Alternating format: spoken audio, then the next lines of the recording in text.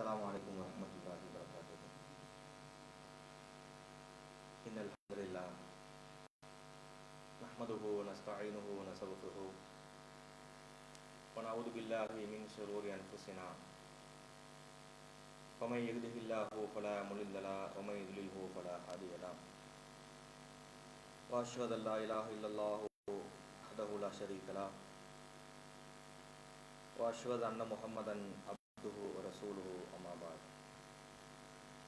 يا أيها الذين آمنوا اتقوا الله حق تقاته ولا تموتن إلا وأنتم مسلمون. يا أيها الناس اتقوا ربكم الذي خلقكم من نفس واحدة وخلق منها زوجها وبث منهما رجالا كثيرا ونساء واتقوا الله الذي تساءلون به والأرحام إن الله كان عليكم رقيبا. يا أيها الذين آمنوا اتقوا الله وقولوا قولا سديدا يصلح لكم أعمالكم ويغفر لكم ذنوبكم ومن يطع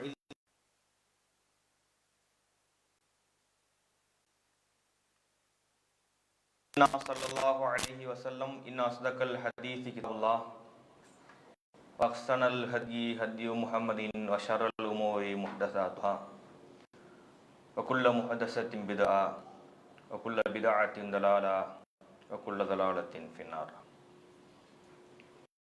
பேரன்பிற்கும் பெருமதிப்பிற்கும் உரிய எல்லாம் வல்ல ஏக இறைவனின் நல்லடியார்களே, புனிதங்கள் பூத்து குலுங்கும் புனித மாதத்தில் மன மகிழ்ச்சியோடு இம்மாதத்தை நாம் துவங்கி இருக்கின்றோம். இம்மாதத்தில் பல வணக்கங்கள் புரிந்து அல்லாஹ்வின் அருளை நாம் எதிர்பார்த்து காத்திருக்கின்றோம். நம்முடைய எல்லா முயற்சிகளுக்கும் இறைவன் நிறைவான கூலியை தந்துள்ள வேண்டும்.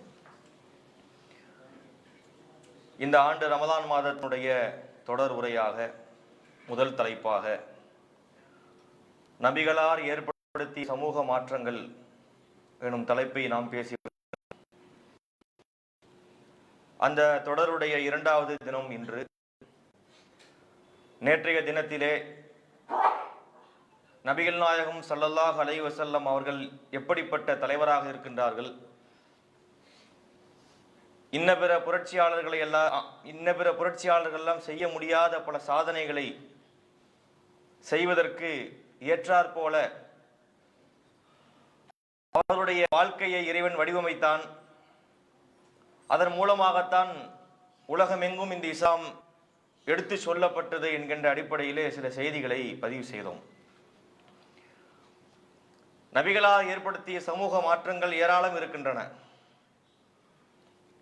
அதிலே மிக முக்கியமான ஒரு அம்சம் குறித்து தான் இன்றைய தினத்திலே நாம் அறிந்து கொள்ள இருக்கின்றோம். உலகத்திலே பல பிரச்சனைகள் நடைபெறுவதுண்டு. ஒரு நாட்டில் உள்ள பிரச்சனை இன்னொரு இருக்காது, அங்கு வேறு பிரச்சனை இருக்கும். ஆனால் சில பிரச்சனைகள் உலகளாவிய அளவிலே தாக்கம் பெற்ற நிகழ்ச்சிகளாக இருக்கும், தாக்கம் பெற்ற நிகழ்வுகளாக இருக்கும். அப்படிப்பட்ட ஒரு காரியம் தீண்டாமை என சொல்லப்படக்கூடிய ஒன்று, அன்டச்சபிலிட்டி என்று ஆங்கிலத்தில் சொல்வார்கள். தீண்டாமை என்று சொன்னால் மனிதர்களிடையே உயர்வு தாழ்வு பாராட்டுவது, ஒரு மனிதனை உயர்ந்தவன் என்று இன்னொரு மனிதனை தாழ்ந்தவன் என்று பார்ப்பது. அதற்கு பல அடிப்படைகளை வைத்திருப்பார்கள். இந்த அடிப்படையிலே இவர் உயர்ந்தவர், இன்ன அடிப்படையிலே இவர் தாழ்ந்தவர். தாழ்ந்தவர்கள் உயர்ந்தவர்களுக்கு கட்டுப்பட்டுத்தான் நடக்க வேண்டும் என்று ஒரு சமுதாயத்தின் மீது ஆதிக்கம் செலுத்தக்கூடிய இன்னொரு சமுதாயம், வல்லாதிக்க சமுதாயம் இருக்கின்றார்கள். அதைத்தான் தீண்டாமை நம்ம சொல்றோம். இந்த தீண்டாமை உலகெங்கும் இருக்கின்றது. உலகத்துல பல நாடுகள்ல இருப்பதை நம்ம பார்க்கின்றோம். அதுல பல வெரைட்டி நீங்க பார்க்கலாம். எல்லா நாடுகளிலும் ஒரே மாதிரியான தீண்டாமை கடைபிடிக்கப்படுறது இல்லை. ஐரோப்பிய தேசங்களை எடுத்துக்கொண்டால் அங்கு கருப்பர் வெள்ளையர் என்கின்ற பிரச்சனை இருக்கு. வெள்ளையராக இருக்கக்கூடியவர் உயர்ந்தவர், கருப்பராக இருக்கக்கூடியவர் தாழ்ந்தவர் என்ற ஒரு பார்வை அவர்களுக்கு உண்டு. இது அங்க உள்ள பிரச்சனை. இன்னும் சில நாடுகளிலே மொழி பிரச்சனை இருக்கின்றது. இந்த மொழி பேசுகிறவன் உயர்ந்தவன், அம்மொழி பேசாதவன் தாழ்ந்தவன் என்ற பாகுபாடு பார்க்கப்படும். இது ஒரு விதமான தீண்டாமை. இனங்களை கொண்டு தீண்டாமை கடைபிடிக்கப்படுறது உண்டு. இந்த இனத்திலே உள்ளவர் உயர்ந்தவர், அந்த இனத்தில் இல்லாதவர் தாழ்ந்தவர் என்கின்ற ஒரு பார்வை. இப்படி பல தீண்டாமை கடைபிடிக்கப்படுது. ஐரோப்பிய நாட்டை நாம் எடுத்துக்கொண்டோம் என்று சொன்னால், அங்கே இந்த கருப்பர்களுக்கு எதிராக நீக்ரோக்கள்னு சொல்லுவாங்கல்ல, அவர்களுக்கு எதிராக இந்த வெள்ளை நிறத்தை சார்ந்தவர்கள் கடைபிடிக்கக்கூடிய தீண்டாமை ரொம்ப ரொம்ப கொடுமையானது. இன்றைய காலங்களில் கொஞ்சம் மட்டுப்படுத்தப்பட்டிருக்கிறது. இருந்தாலும் முழுவதுமாக அதிலிருந்து அந்த மக்கள் விடுபடவில்லை. சில ஆண்டுகளுக்கு முன்பு நாம பார்த்த ஒரு செய்தி உலகத்தையே உலுக்கிய ஒரு காரியம். அமெரிக்காவிலே கருப்பு நிறத்தை சார்ந்த ஜார்ஜ் ஃபிளாய்டு என்று சொல்லக்கூடிய ஒருவர், அங்கு உள்ள அமெரிக்க உள்ள காவலர் ஒருவரால், வெள்ளை நிறத்து காவலர் ஒருவரால் முழங்காலை கொண்டு கழுத்து நெரிக்கப்பட்டு கொல்லப்பட்டதை கண்டு உலகமே அதிர்ந்தது. கடுமையான போராட்டங்கள் நடைபெற்றது நமக்கு தெரியும். எந்த உலகத்தில் பார்க்கிறோம் இதை? அஞ்ஞான உலகத்திலே பார்க்கவில்லை, விஞ்ஞான உலகத்தில் பார்க்கின்றோம். விஞ்ஞானம் வளர்ந்து விட்டது என்கிறார்கள். இங்கிருந்து செவ்வாய் கிரகத்துக்கு விண்கிரகங்களை விண்கோள்களை அனுப்புகிறார்கள், சந்திர கிரகணத்துக்கு கோல் அனுப்புகிறார்கள். இப்படிப்பட்ட காலகட்டத்திலும் கூட இந்த தீண்டாமை பிரச்சனை தலைவிரித்து ஆடுவதை நம்ம பார்க்கின்றோமா இல்லையா? குத்துச்சண்டை வீரர் ஒருத்தரை பத்தி நமக்கு தெரியும், முகமது அலி என்று சொல்லுவார்கள், இறந்துட்டார். முகமது அலி என்று சொல்லக்கூடிய ஒருவர் கருப்பு நிறத்தை சார்ந்தவர், நீக்ரோ இனத்தை சார்ந்தவர். இவர் அமெரிக்க தேசத்தில் உள்ள ஒரு குடிமகன்.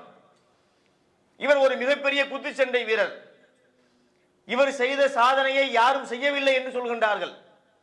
ஏறக்குறைய அவர் கலந்து கொண்ட பெரும்பான்மையான போட்டியில் அவர் வெற்றி பெற்றிருக்கின்றார். அமெரிக்காவினுடைய ஒரு குடிமகன் தான். 1960ஆம் ஆண்டு நடைபெற்ற ஒலிம்பிக் போட்டியிலே பங்கெடுத்துக் கொண்டு அந்த ஒலிம்பிக் போட்டியிலே தங்க பதக்கத்தை அவர் ஜெயிக்கிறார். தங்க பதக்கத்தை ஜெயித்து ஒரு பெருமிதத்தோடு அமெரிக்காவுக்குள்ள நுழைகின்றார். ஒரு காபி ஷாப்புக்குள்ள போறார். போய் அங்க ஒரு காபி கேட்கிறார். அந்த காபி ஷாப் எப்படிப்பட்ட காபி ஷாப் என்று சொன்னால், வெள்ளையர்கள் மட்டுமே அனுமதிக்கப்படக்கூடிய ஒரு காபி ஷாப். அங்கே இருக்கக்கூடிய ஒரு பெண் சொல்கிறாள், இது வெள்ளையர்கள் குடிக்கக்கூடிய காபி ஷாப்பா இருக்கு, உனக்கு இங்கே காபி தர முடியாது போ என்று அவனை விரட்டுகின்றாள். யாரை? அந்த குத்துச்சண்டை வீரன். அவருடைய பேர் கெசியஸ் கிலே என்று சொல்வார்கள். பின்னாடிதான் முகமது அலியின் பேர் மாறுது. அந்த கெசியஸ் கிலேவை அவர் விரட்டி அடிக்கின்றால் மனம் உடைந்து போகின்றார். அதாவது அமெரிக்காவில் யாரும் செய்யாத சாதனை. இவர்கள் யாரை தலைமையிலே வைத்து கொண்டாடுகின்றார்கள்? வெள்ளை நிறத்துக்காரன். அந்த வெள்ளை நிறத்துக்காரன் செய்யாத சாதனையை நான் பண்ணி இருக்கிறேன். ஒரு மிக பெருமையை நான் தேடி தந்திருக்கின்றேன். எனக்கு ஒரு கோலை காதலுக்கு இந்த நாடு தயாராக சொல்லி மனம் வாங்கி ஓக்கியோ அவன் வீசி எறிகின்றான். எப்படி தீண்டாமை பாருங்கள். ஒரு நாடு எவ்வளவு பெரிய அடைவார்கள். அதை உனக்கு இங்கே இடமில்லை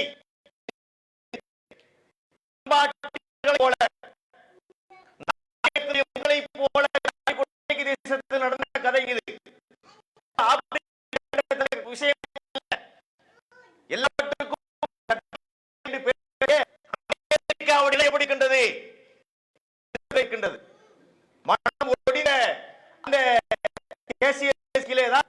பிற்காலத்தில் இதுக்கு தீர்வு தேடி செல்லும் நேரத்தில் இஸ்லாத்தை பற்றி அறிந்து கொண்டு இதனுடைய புரிந்து சத்துவம் இஸ்லாமிய மார்க்கத்தில் இருக்கின்றது என்கின்ற ஒற்றை காரணத்தினால் இம்மார்க்கத்தை அவர் தழுவுகின்றார். பாருங்கள், இந்த நிறவெறி என்பது ஒரு மனிதனை எப்படிப்பட்ட மிருகத்துக்கு நிகராக அல்லது மிருகத்தை விட மோசமா ஆக்குது. ஆடு மாடுகள் யாராவது கருப்பனை பார்த்து கடிக்குதா? ரோட்ல நாய் போகுது, ஒரு வெறிப்படுத்தினா எல்லாரையும் கடிக்கும். கருப்பு நிறத்தில் உள்ளவனை பார்த்து கடிக்குதா? இல்லை. அவைகள் கூட அதை கூட செய்வது கிடையாது. மனிதர்கள் என்ன செய்கின்றார்கள்? இது மாதிரியான தீண்டாமைகளை கடைபிடிப்பதை பார்க்கின்றோம். இது நிறைவெறியின் அடிப்படையிலே செய்யக்கூடிய தீண்டாமைகள். நம்முடைய நாட்டுக்கு வருவோமே, நம்முடைய நாட்டில் என்ன விதமான தீண்டாமைகள் இருக்குன்னா, இன ரீதியாக, மொழி ரீதியாக, வர்ணாசிரம அடிப்படையிலே தீண்டாமை என்பது பார்க்கப்படுது. இந்த மொழி என்பதை வைத்துக் கொண்டு பேசுகின்றார்கள். இந்த மொழி தான் உயர்ந்தது, இந்த மொழி பேசுறவன் தான் உயர்ந்தவன், இந்த மொழி போல எந்த மொழியும் இல்ல, இந்த மொழியை ஏத்துக்கிறார் நாங்க ஏத்துக்க முடியாது என்கின்ற அந்த மொழி வெறி ஒரு பக்கத்திலே, மொழி மாச்சரியம் மனிதர்களை மனிதர்களாக மாற்றி வைத்திருக்கின்றது. இன்னொரு புறத்திலே இனத்தை அடிப்படையாக கொள்கின்ற தீண்டாமை கடைபிடிக்கப்படுகின்றது. இவை எல்லாவற்றுக்கும் மேலாக இந்தியாவில் ரொம்ப மெஜாரிட்டியாக பார்க்கப்படக்கூடிய தீண்டாமை என்ன அப்படின்னா, வர்ணாசிரம கொள்கை என்று ஒன்றை வைத்திருந்தார்கள், இப்பவும் வைத்து பார்க்கின்றார்கள். மனிதர்களை 4 வர்ணங்களாக பிரிப்பது. அதென்ன 4 வர்ணங்கள் என்று சொன்னால், மனிதர்கள் கடவுள்கிட்ட இருந்து வந்தவர்கள் தான் எல்லா மனிதர்களுமே, அவங்களுடைய பார்வையை சொல்றாங்க. ஆனா அதுல வேறுபாடு இருக்கிறது.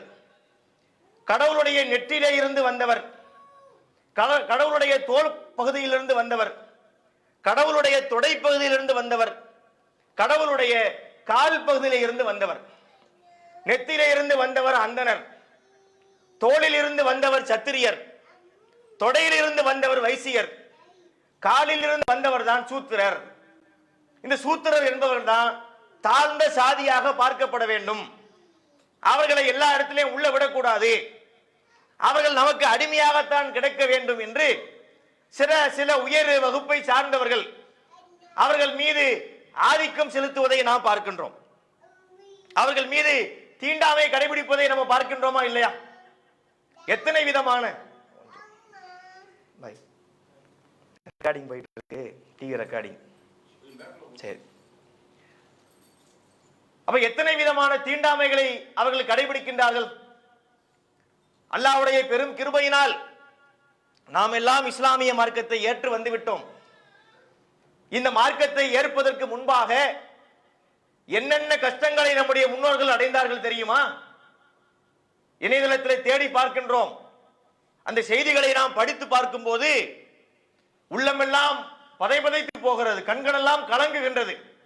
அப்படிப்பட்ட நெருக்கடிகளுக்கு நம்முடைய முன்னோர்கள் ஆட்படுத்தப்பட்டிருக்கின்றார்கள். இன்றைக்கும் அந்த மக்கள் அப்படித்தான் நடத்தப்படுகின்றார்கள். எவ்வளவு விதமான கொடுமைகள் தெரியுமா? காலிலே செருப்பு போட்டு நடக்கக்கூடாது. யார் சூத்திரராக இருக்கின்றாரோ அவர் தாழ்ந்த சாதிக்காரர், ஷெட்யூல்டு காஸ்ட் என்று சொல்லுவார்கள், பட்டியலினத்தை சார்ந்தவர்கள் என்று அவங்களுக்கு ஒரு பேர் இருக்கு. அவர்கள் காலிலே செருப்பணிந்து நடக்கக்கூடாது, மேல் சட்டை அணியக்கூடாது, தோளிலே துண்டு போடக்கூடாது, கொடை பிடித்துக் கொண்டு, வெயில் கடுமையான வெயில் அடிக்கும், கொடை பிடித்துக் கொண்டு ரோட்டிலே நடந்து செல்லக்கூடாது. ஒரு உயர் சாதிக்காரர் வந்தார் என்று சொன்னால் செருப்பை கலட்டி துண்டை எடுத்து இடுப்புல வைத்துக் கொண்டு, கக்கத்துல வைத்துக் கொண்டு, கும்புற எஜமா கும்புற சாமி என்று சொல்ல வேண்டும் என்கின்ற அடக்குமுறைகள் எல்லாம் செய்யப்பட்டதா இல்லையா? இன்று ஓரளவுக்கு குறைந்திருக்கிறது, இன்னும் முழுவதுமாக விடுபட்ட பாடில்லை. இது மாதிரியான கொடுமைகள் அங்கு அரங்கேற்றப்பட்டன. யார் அந்த தாழ்ந்த சாதிக்காரராக பார்க்கப்படுகின்றாரோ அவருக்கு முடிவெட்ட மாட்டார்கள். முடிவெட்டுவதற்கு என்று ஒரு பிரிவினர் இருப்பார்கள். அவர்களுக்கு கீழே இருக்கக்கூடிய மக்களுக்கு முடிவெட்டக்கூடாது சட்டம் போட்டு வைத்திருந்தார்கள். சலவை தொழிலாளிகள் இருப்பார்கள், அவங்க உயர் சாதிக்காரங்களுடைய சட்ட துணிமணி எல்லாத்தையும் துவைத்து போடுவார்கள். இந்த குறிப்பிட்ட சாதிக்காரங்களுடைய சட்டை துணிமணிகளை அவர்கள் துவைத்து போடக்கூடாது, அதற்கு தடை விதித்திருந்தார்கள். இன்னும் ஒரு கொடுமையான நடைமுறை இருந்தது. என்ன தெரியுமா? யார் இந்த தாழ்ந்த சாதியில இருக்கின்றார்களோ அவங்களுக்கு கல்யாணம் ஆகும். கல்யாணம் ஆன உடனே அவங்க என்ன செய்யணும் தெரியுமா? ஒரு மோளம் அடித்துக் கொண்டு அந்த ஜாதிக்காரங்கள் எல்லாத்தையும் சேர்த்து கொண்டு ஊர்வலமாக வர வேண்டும். பொண்ணும் மாப்பிள்ளையும் சேர்ந்து, அந்த சாதிக்காரங்களும் சேர்ந்து தெருக்களிலே ஊர்வலமா வரணும். ஒரு ஊர் இருக்குன்னு சொன்னால் அந்த ஊர்ல ஒரு 10 தெரு 15 தெரு இருக்கும் இல்லையா? அந்த தெருக்களிலே வாழக்கூடிய உயர் சாதிக்காரன்னு சில பேர் இருப்பாங்க. அந்த உயர் சாதிக்காரருடைய அவருடைய வீட்டு வாசல்ல போய் அவரை அழைத்து அந்த குடும்பத்தாரை நிற்க வைத்து இவர்கள் காலிலே விழ வேண்டும், ஆனா தொடக்கூடாது. காலில் விழணுமா தொடக்கூடாதாம். இப்படி காலில் விழுந்த உடனே ஒரு படி நெல்லை அவர்கள் பிச்சையாக கொடுப்பார்களாம், அல்லது 2 அணா காசை பிச்சையாக கொடுப்பார்களாம். அதை வாங்கி கொண்டு வீட்டுக்கு வர வேண்டுமா. இப்படி திருமணம் முடிந்து எல்லா வீதிகளுக்கும் சென்று உயர் சாதிக்காரங்களை பார்த்துட்டு வர்றதுக்கு 3 நாள் 4 நாள் பிடிக்குமா. இப்படிப்பட்ட ஒரு நிலைக்கு அவர்கள் தள்ளப்பட்டார்கள். நீ கல்யாணம் முடிச்சு வாழ்க்கை வாழ்வதாக இருந்தால் கூட மேல் வர்க்கத்தினுடைய காலிலே விழுந்து நீ வணங்க வேண்டும். யாராவது இதை ஏற்க மறுத்தால் அவர்களுக்கு கடுமையான தண்டனைகள் அவங்க மேல பாயும். என்ன தண்டனைகள்? மரத்திலே கட்டி வைத்து திருக்கை வாளை கொண்டு அடிப்பார்கள். திருக்கை வாள்னா தெரியுமா? திருக்க மீன் இருக்குல்ல, திருக்க மீனுடைய வால் பார்த்தீங்கன்னா முள்ளோட இருக்கும். அந்த திருக்கை மீனுடைய வாளை கொண்டு மேல என்ன செய்து போட்டு ரத்தம் வர்ற அளவுக்கு கடுமையா அடிக்கிறது. இது மாதிரியான கொடுமைகள் அவர்களுக்கு நடந்திருக்கின்றது.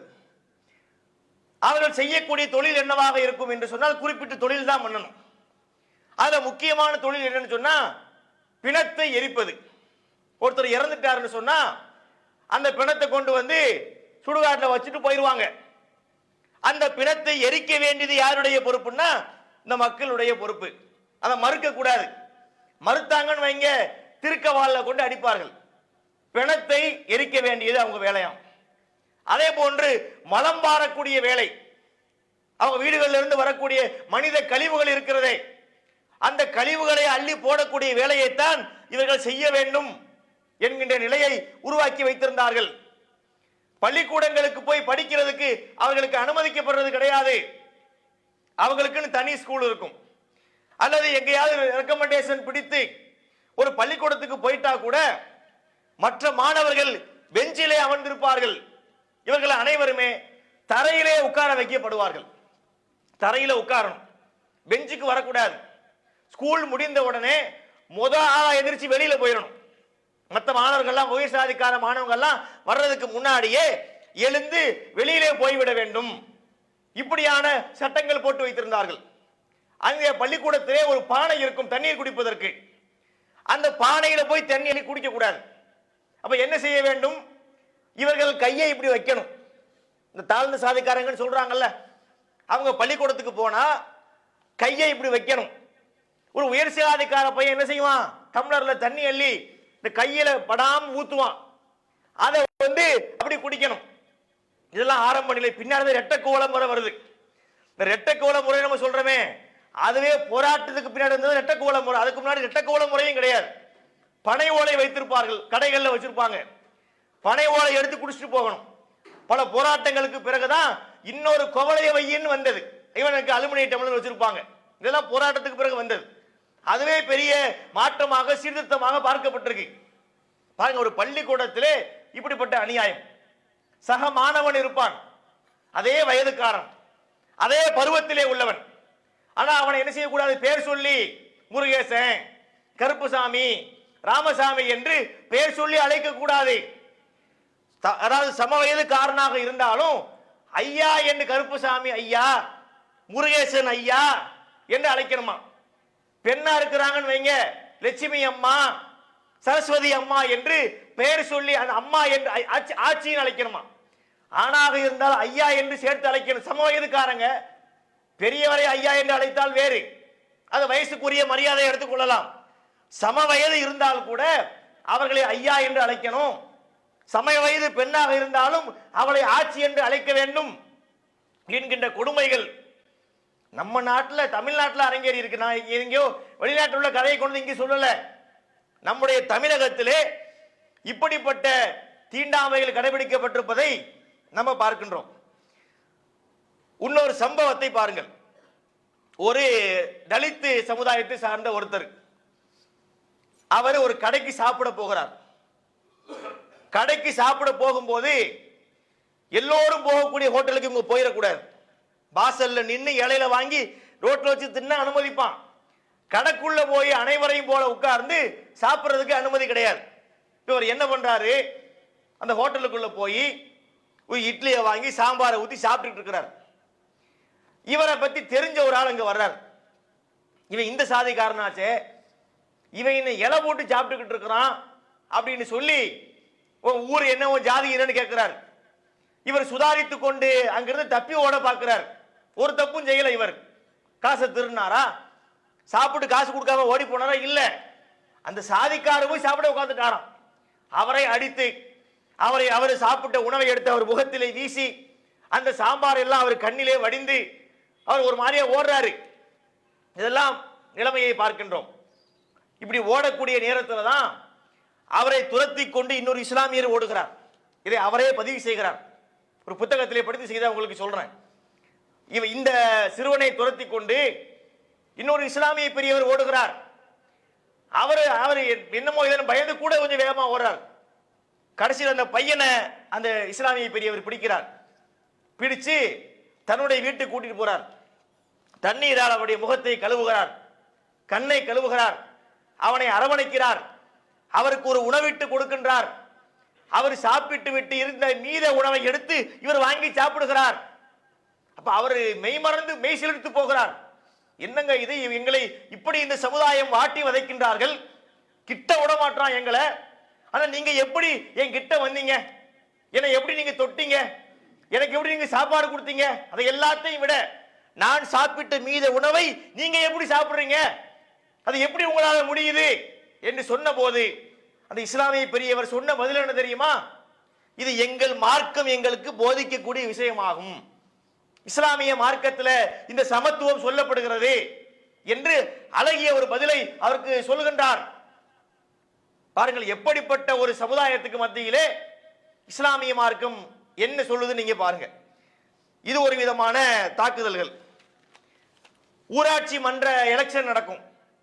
இப்ப எலெக்ஷன் நடந்து கவுன்சிலர் எல்லாம் வர்றாங்களா, எம்எல்ஏ கவுன்சிலர் எல்லாம் வர்ற மாதிரி அண்டைய 1960 நான் சொல்றேன், 1950 60 அந்த வாக்கிலே ஊராட்சி மன்ற எலெக்ஷன் நடக்கும். தலித் சமுதாயத்தை சார்ந்த ஒருத்தர் எலெக்ஷன் நின்று ஜெயிச்சிருவார். நல்லா கவனிக்கிற, மக்களால் தேர்ந்தெடுக்கப்பட்ட ஒரு பிரதிநிதி அவருக்கு கொடுக்கக்கூடிய மரியாதை அரசாங்கம் கொடுக்கணுமா இல்லையா? கொடுக்க மாட்டார்கள். அவங்க எங்க நிக்கணும் தெரியுமா? ஊராட்சி மன்ற அவை கூட்டம் நடக்கும், தலைவர்கள் இருப்பார்கள், மற்ற உயர் சாதிக்காரங்க உள்ள உட்கார்ந்துருப்பாங்க. இந்த தாழ்ந்த சாதிக்காரர்கள் அந்த மன்றத்துக்கு வெளியே நிக்கணும், உள்ள அவங்களுக்கு அனுமதி கிடையாது. இவங்க பேச வேண்டியதெல்லாம் பேசி நல்ல வாதங்கள்லாம் முடிச்சதுக்கு பிறகு மினிட் நோட்ல எழுதுவாங்க. எழுதி கையெழுத்து வாங்குவதற்கு மட்டும் பியூன் கொண்டு வந்து கையெழுத்து வாங்கிட்டு போவார். வாசல்ல நிக்கணும், 2 பேர் 3 பேர் ஜெயிச்சிருப்பாங்க தலித்துல நின்று. அவர்கள் யாரும் உள்ள போய் உட்கார்றதுக்கு அனுமதி இல்லை. உள்ள எல்லாத்தையும் பேசி மினிட்ல எழுதியதுக்கு பிறகு வாசல்ல கையெழுத்து வாங்கிட்டு மட்டும் உள்ள போவாங்க. இதெல்லாம் நடந்த சம்பவங்கள். இதற்கு எதிராக மிகப்பெரிய மாநாடுகள் நடைபெற்று ரொம்ப பெரிய அழுத்தம் ஏற்பட்டதுக்கு பிறகு அந்த நகரமன்றத்துக்குள்ளே அவர்கள் அனுமதிக்கப்பட்டார்கள். ஆனாலும் பெஞ்சில உட்கார வைக்கப்படல, தரையிலே உட்கார வைக்கப்பட்டார்கள். எப்படிப்பட்ட ஒரு நிலை என்று பார்க்க, மனுஷன் தானே அவன், நம்மை போன்ற மனிதன், நமக்கு இருக்கின்ற எல்லா உணர்வும் அவனுக்கு இருக்கிறது. அவன் இன்னொரு ஜீவராசி அல்ல, ஒரு ஆடோ ஒரு மாடோ ஒரு மற்ற இதர மிருகங்களோ அல்ல. நம்மை போன்ற மனிதன், நம்மை போன்ற பகுத்தறிவு வழங்கப்பட்ட மனிதன். அவனை இது மாதிரியாக மோசமாக நடத்துவது சரியான செயலாக இருக்க முடியுமா? சிந்திக்க கடமைப்பட்டிருக்கின்றோம்.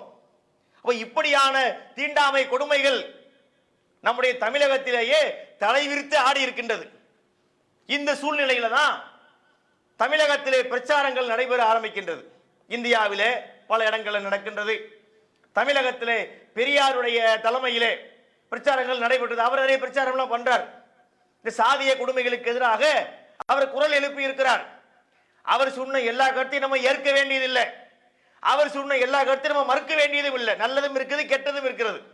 ஆனா அவர் நல்லது என்று எடுத்துக்கொண்டாலும் கூட அதை விட சிறப்பாக இஸ்லாம் சொல்லி இருக்கிறது, அது வேறு விஷயம்.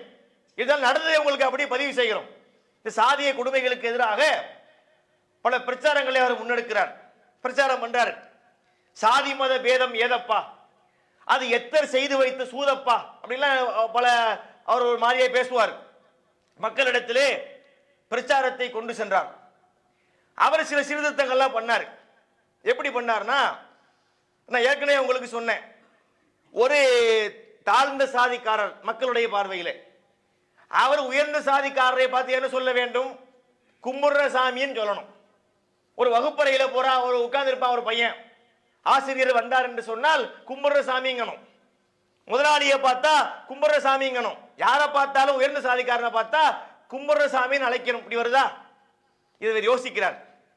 இதை உடைக்கணும்.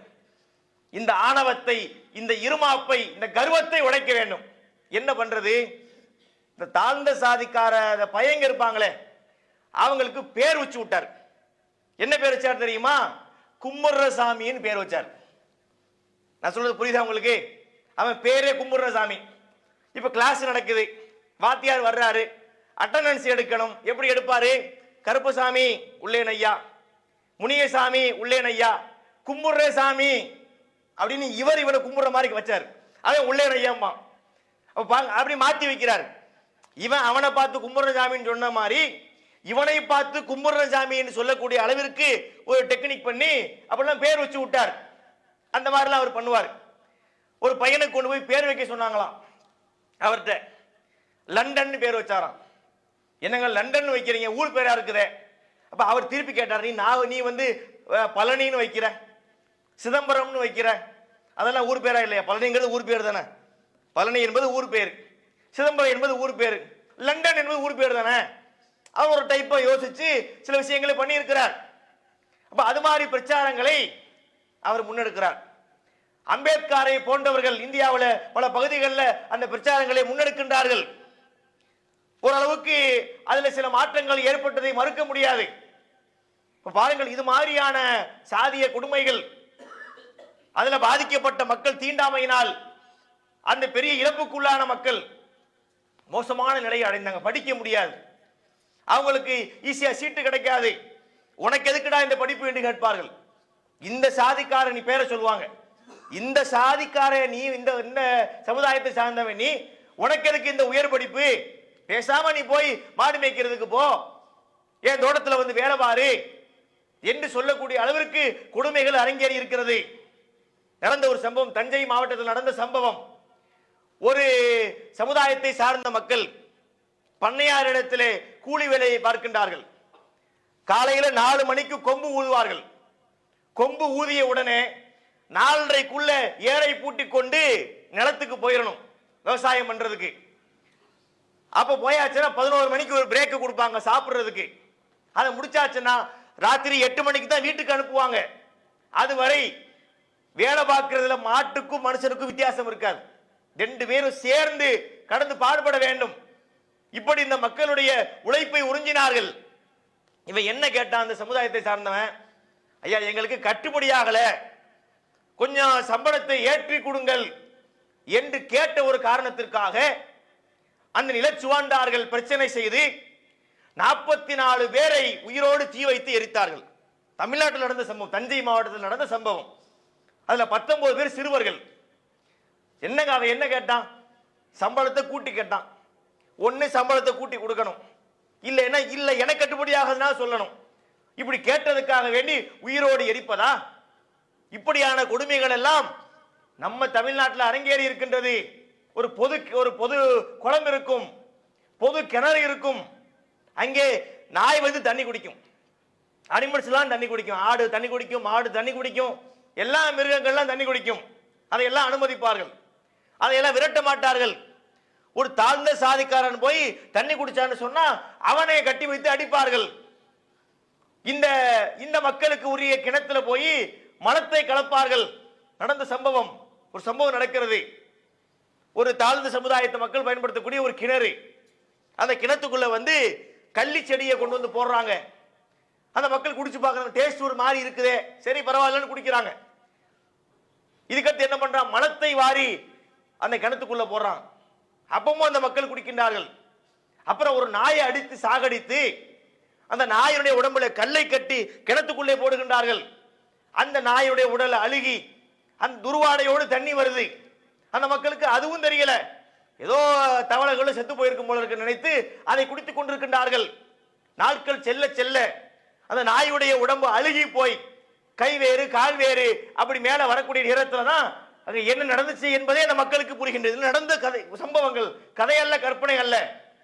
நம்ம தமிழ்நாட்டில் நடந்திருக்கக்கூடிய காரியங்கள் இருக்கக்கூடிய ஒரு சில துளிகள், நான் சொல்லாமல் இருக்கக்கூடிய விஷயங்கள் இன்னும் 1000 இருக்கலாம். இது மாதிரியான கொடுமைகள், தீண்டாமைகள் நம்முடைய தமிழ்நாட்டில் அரங்கேறி இருக்கின்றது. உலக அளவிலே நீக்ரோ இன மக்கள் பட்ட கஷ்டங்கள் இதைவிட பன்மடங்கு மேலானது. இப்படிப்பட்ட தீண்டாமைகள் இன்னைக்கு சமுதாயத்திலே தலைவிரித்து ஆடுவதை நாம் பார்க்கின்றோம். நபிகள் நாயகம் காலத்திலும் இது இருந்தது. அங்கே இருந்தது என்ன? வர்ணாசிரம கொள்கை அல்ல. அங்கே இருந்த பிரச்சனை என்ன? குறைஷிகள் ஆதிக்கம் செலுத்தினார்கள். அவர்கள் தங்களை உயர்வான வகுப்பினர் என்று எடுத்துக்கொண்டார்கள். மற்றவங்க நமக்கு கீழே, எங்களுக்கு நிகராக யாரும் வரக்கூடாது என்று வைத்திருந்தார்கள். நிறைய சொல்ல முடியும். அதுக்கு உதாரணம் காபத்துல்லா இருக்குல்ல, காபத்துல்லாவை மக்கள் வலம் வருவார்கள். வலம் வரக்கூடிய நேரத்திலே இந்த குறைஷிகள் ஆடை அணிந்து வலம் வருவார்கள். மற்ற சமுதாயத்தை சார்ந்தவர்கள் வந்து ஆடை அணியக்கூடாது, நிர்வாணமாக வலம் வர வேண்டும். இவங்களா பார்த்து யாருக்காவது ஒரு ஆளை கூப்பிட்டு, எப்பா நீங்க வா, நீ இந்த சட்டையை போட்டுக்கினா அவர் போட்டுக்குவார். ஒரு பெண்ணை அழைத்து நீ இந்த ஆடை அணிந்து கொள்னா அந்த பெண் அந்த ஆடை அணிந்து கொள்வாள். இவங்க யாரை செலக்ட் பண்ணி ஆட தர்றாங்களோ அவர்களை தவிர ஏனைய சமுதாய மக்கள் அனைவரும் நிர்வாணமாகத்தான் சுற்றி வர வேண்டும் என்ற கொடுமையை குறைஷிகள் அரங்கேற்றினார்கள். இது சாதாரண ஒரு தீண்டாமை கிடையாது. இந்த குறைஷிகளுக்கு இருந்த குலப்பெருமை இருக்கிறதே, அது சாதாரண குலப்பெருமை அல்ல சகோதரர்களே. அதுக்கு ஒரு உதாரணம் சொல்லவா? பத்ர் போர்க்களம். பத்ர் போர்க்களத்துக்கு தலைமை தாங்கி வந்தவன் யார்? அபூஜஹல். அவன் தான் தலைமை தாங்கி வர்றான். ஒரு கட்டத்திலே அபூஜஹல் வீழ்த்தப்படுகின்றான். முஆது முஅவ்விது என்கின்ற 2 இளம் சிங்கங்கள் அவனை குத்தி சரித்து விடுகின்றார்கள். அவன் சாய்ந்து விடுகின்றான். ஆனா உயிர் ஊசலாடி கொண்டிருக்கிறது, உயிர் பிரியவில்லை. மேல் மூச்சு கீழ் மூச்சு வாங்கி சாக கடக்கிறான். அப்ப அவன் சில வார்த்தைகளை முணுமுணுக்கிறான். யாரு? அபூஜஹல் சாகிறதுக்கு முன்னாடி சில வார்த்தைகளை முணுமுணுக்கிறான். அவன் ஒன்ன கவனிக்கிறான். என்ன கவனிக்கிறான்? நம்மளை குத்துனது யாரு? நம்ம சாக போறோம், ஓகே, நம்மளை குத்துனது யாருன்னு பார்த்தா ஒருத்தர் முஆது, இன்னொருத்தர் முஅவ்விது. உடனே அவன் நினைக்கிறான், அவன் சொல்றான், அவனுக்கு தெரியுது 2 பேரும் யாருன்னா இந்த 2 இளைஞர்களுமே குறைஷி குலத்தை சார்ந்தவர்கள் தான். அப்ப வருது பாருங்க அவனுக்கு ஒரு பெருமை. சாகும்போது சும்மா சாகலாமா இல்லையா? சில பேர் சாகும்போது கூட ஏதாவது பஞ்சாயத்து உண்டாக்கிட்டு சாவானா இல்லையா? அப்ப இவன் சொல்றான், தன்னுடைய குலத்தால் கொல்லப்பட்ட ஒருவனை விட இந்த உலகத்தில் சிறந்தவன் ஒருவன் உண்டா என்று கேட்டானாம். நீ சாக போற, பேசாம சாகணுமா இல்லையா? அழகா ஒரு கதை சொல்வார்கள். செத்தும் கெடுத்தான் செவ்வூர் சிவந்தி எப்பன்னு சொல்லுவாங்க, கேட்டிருக்கீங்களா? ஒரு கதை சொல்வார்கள். ஒரு ஊரிலே ஒரு ஆள் இருந்தான். அவனுடைய வேலை என்ன? எல்லா மக்களுக்கும் தொந்தரவு பண்ணிக்கிட்டே இருப்பான். ஏதாவது டிஸ்டர்ப் பண்றது, அவங்கள வந்து நோண்டி விட்டு பார்க்கறது, அவங்களுக்கு கரைச்சல் பண்றது, அந்த மக்கள் படக்கூடிய கஷ்டத்தை வச்சு ஆனந்தம் அடைகிறது. இப்படியே பண்ணிக்கிட்டே இருந்திருக்கிறான். ஊர் வாயில விழுந்துகிட்டே இருப்பான். ஒரு நாள் அவனுக்கு நோய் வந்தது. அவனை மரணம் நெருங்கி பிடிக்கிறது. அவன் அதை உணர்றான், சாக போறோம். அப்ப அவனுக்கு என்ன தோணுதுன்னா, செத்துட்டா இவன் நிம்மதி ஆயிடுவானே, நம்ம செத்துட்டோம் நீங்க ஊர் மக்கள் ஹாப்பி ஆயிடுவானே, விடக்கூடாது, மாற்றி விடுன்னு முடிவெடுத்து ஒரு மாஸ்டர் பிளான் பண்றான். பண்ணி ஒரு காரியத்தை பண்றான். என்ன பண்றான்? மக்கள்கிட்ட மன்னிப்பு கேட்கிறான். மக்களே, தெரியாம பண்ணிட்டேன், எவ்வளவோ நான் உங்களுக்கு தொந்தரவு பண்ணியிருக்கிறேன், தயவு செஞ்சு என்னை மன்னிச்சிருங்க, ஒன்றும் மனசுல வச்சுக்காதீங்க. ஆனா ஒன்று, என்னை போன்று தீயவர்களுக்கு என்னுடைய மரணம் ஒரு பாடமாக இருக்க வேண்டும்.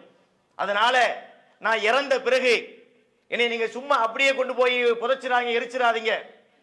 என்ன பண்ணுங்கன்னு சொன்னா, ஒரு ஊசி கம்பு எடுத்துக்கங்க, ஒரு கம்பு, அதனுடைய முனையில ஊசி இருக்கணும். அந்த ஊசி கம்புல என்னுடைய பாடியை மாட்டி ஊர்வலமாக எடுத்து வந்து அடக்கம் பண்ணிருங்க.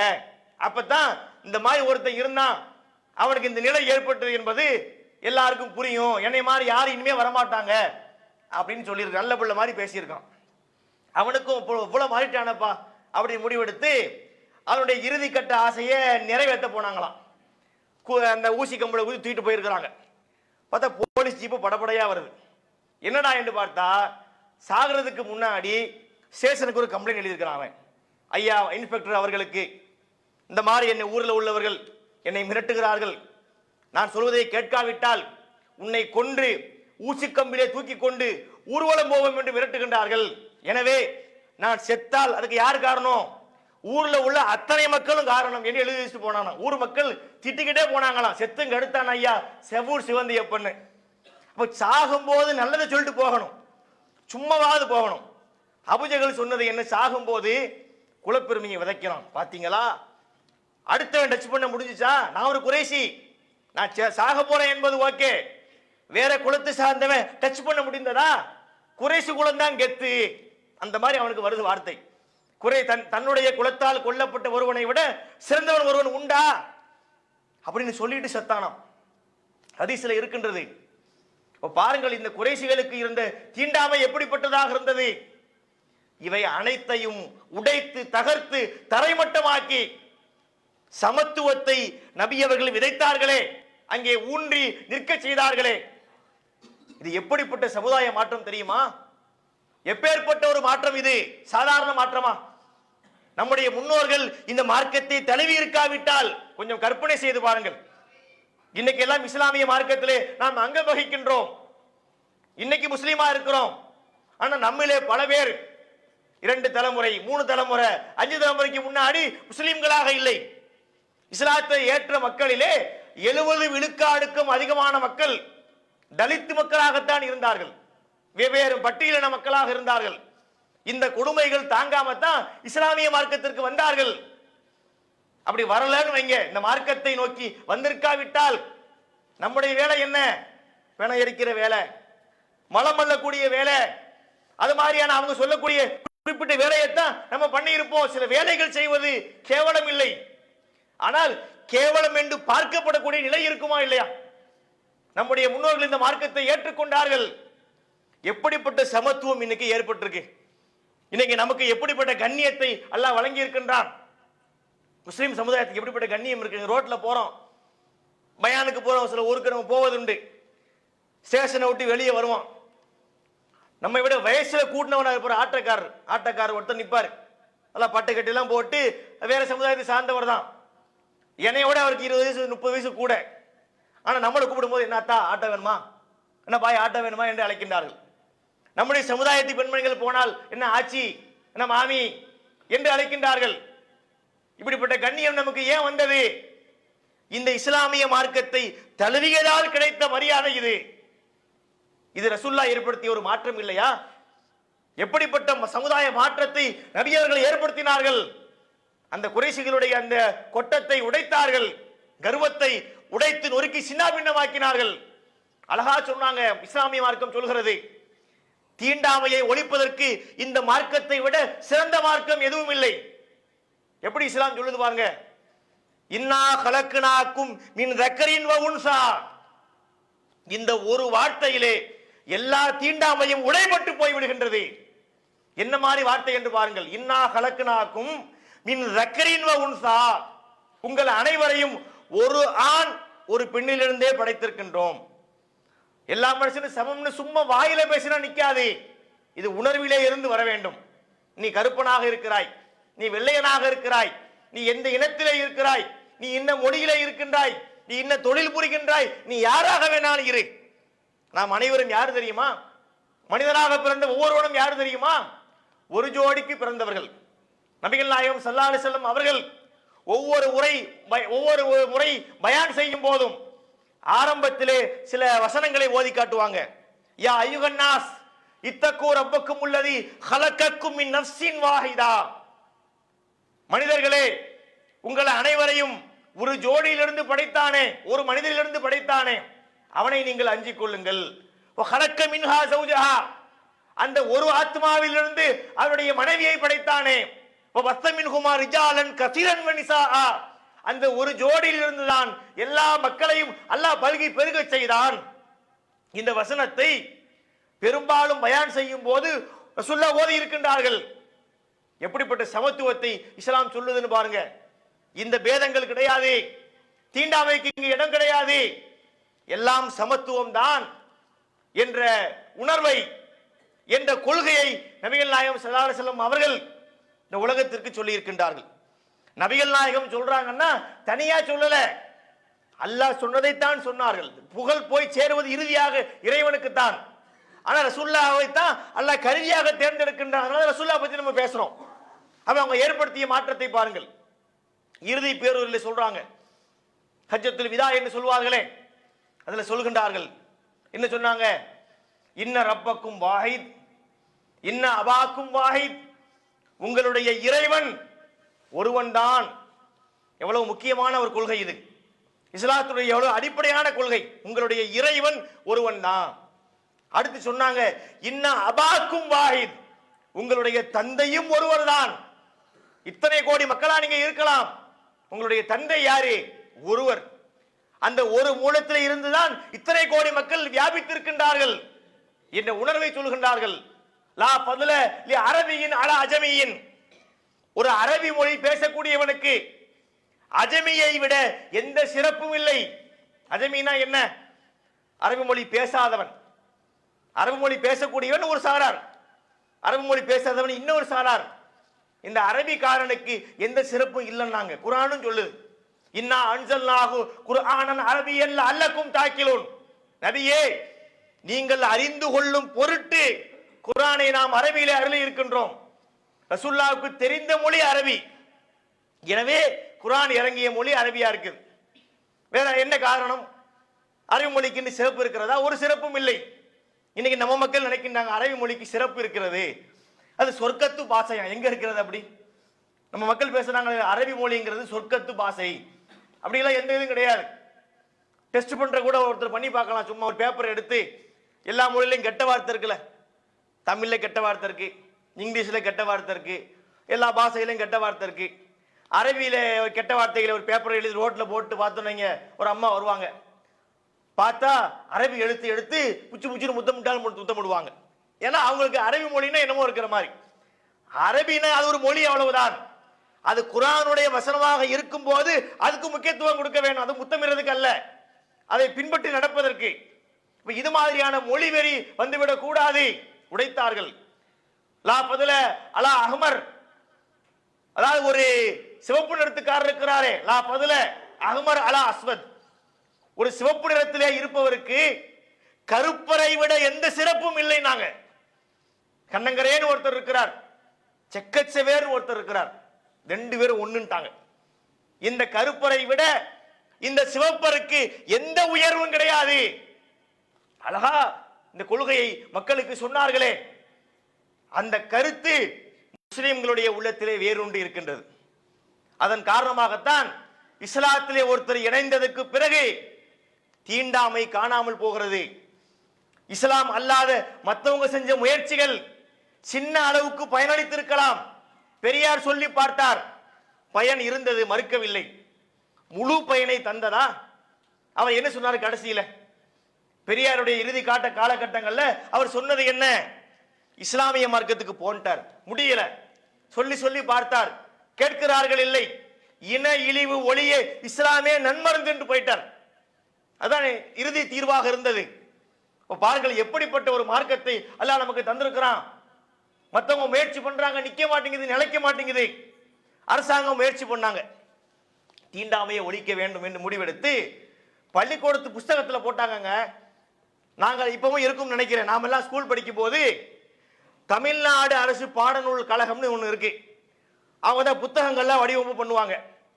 அந்த அட்டை பக்கத்தை திறந்த உடனே அது 3 வாசகங்களை போட்டிருப்பாங்க. என்ன வாசகம்?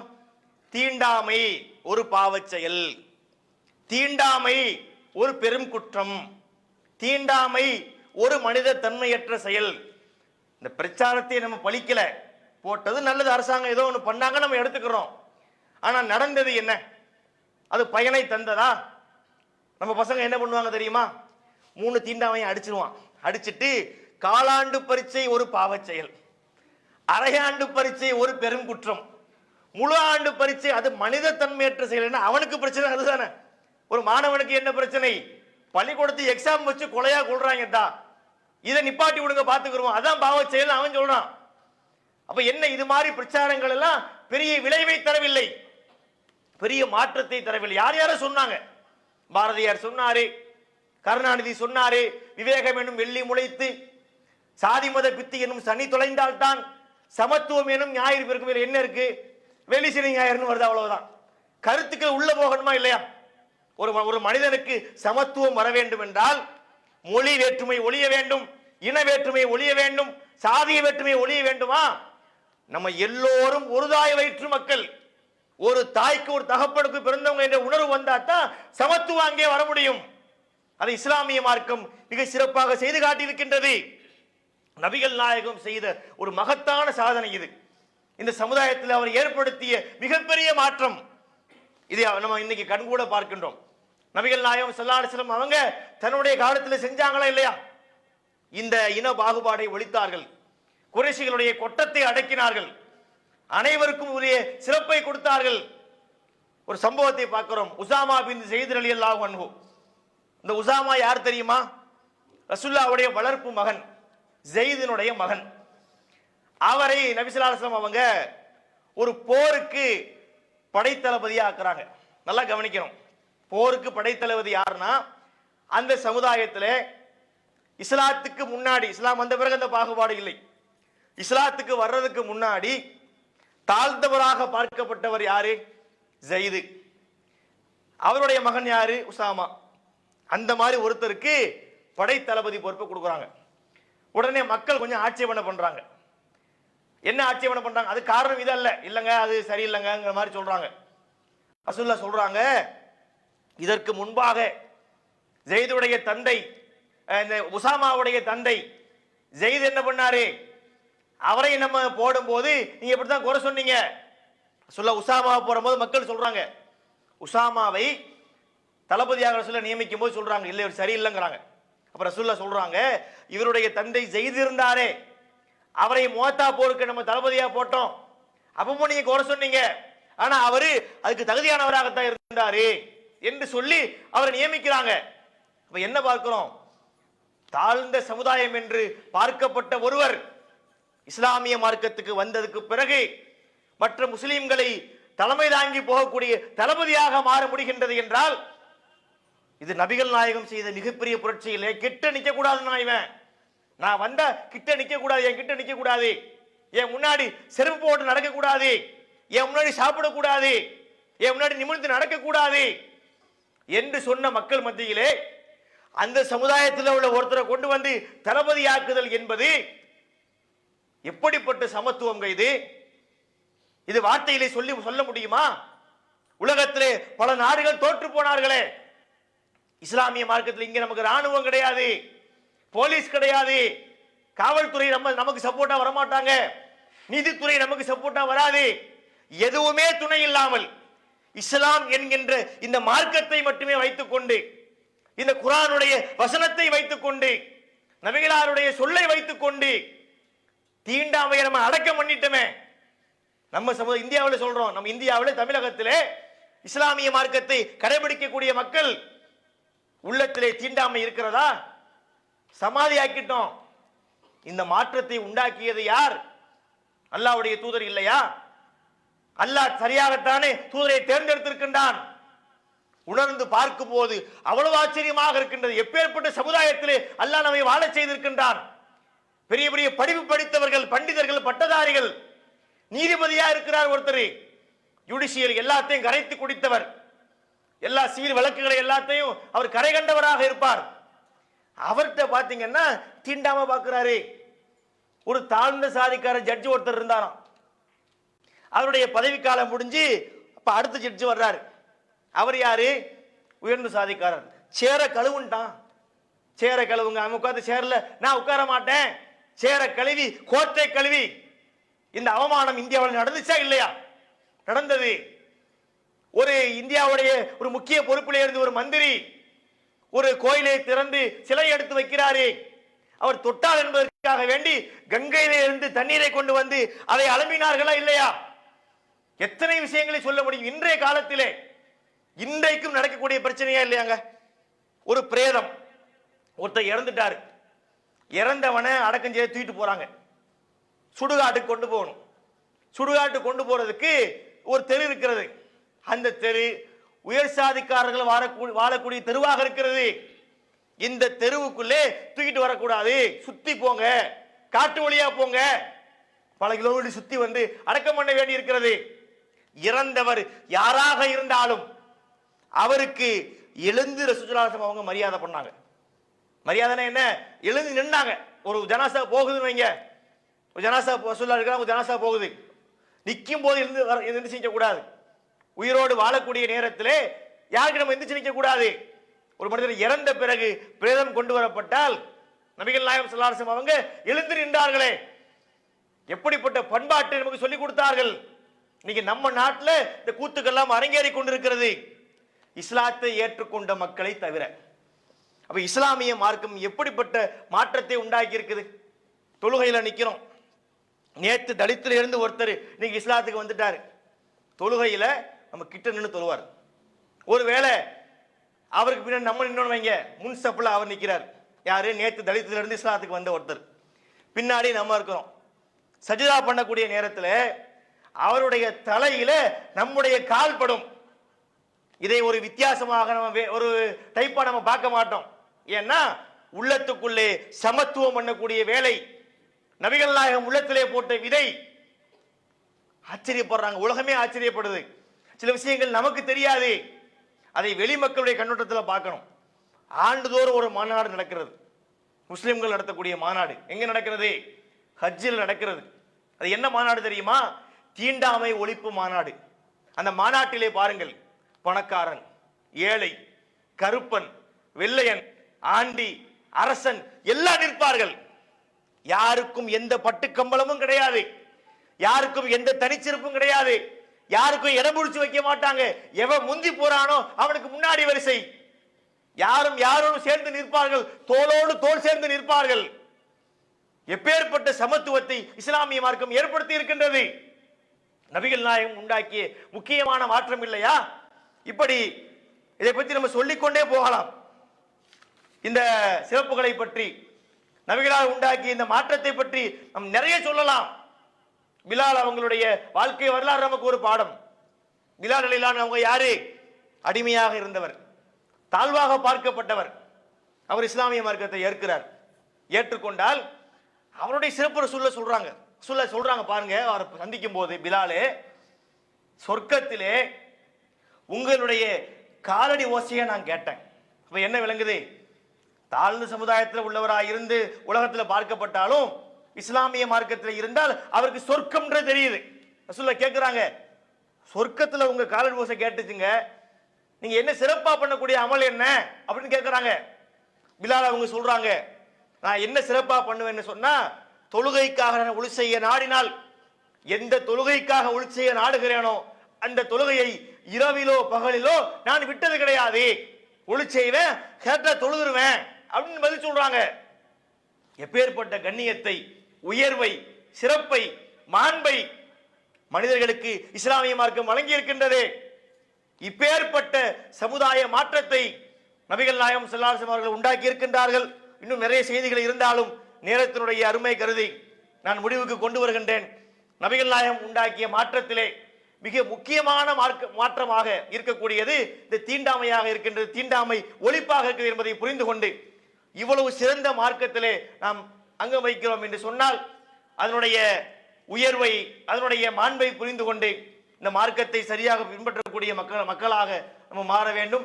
வல்ல அல்லாஹ் நம்ம அனைவருக்கும் அந்த வாய்ப்பினை நல்குவானாக என்று கூறி என்னுடைய இந்த உரையை நிறைவு செய்கின்றேன். இன்ஷா அல்லாஹ் நாளைய தினத்தில் இன்னொரு முக்கியமான மாற்றத்தை பற்றி நம்ம அறிந்து கொள்வோம். அஸ்ஸலாமு அலைக்கும் வரஹ்மத்துல்லாஹி வபரகாத்துஹு.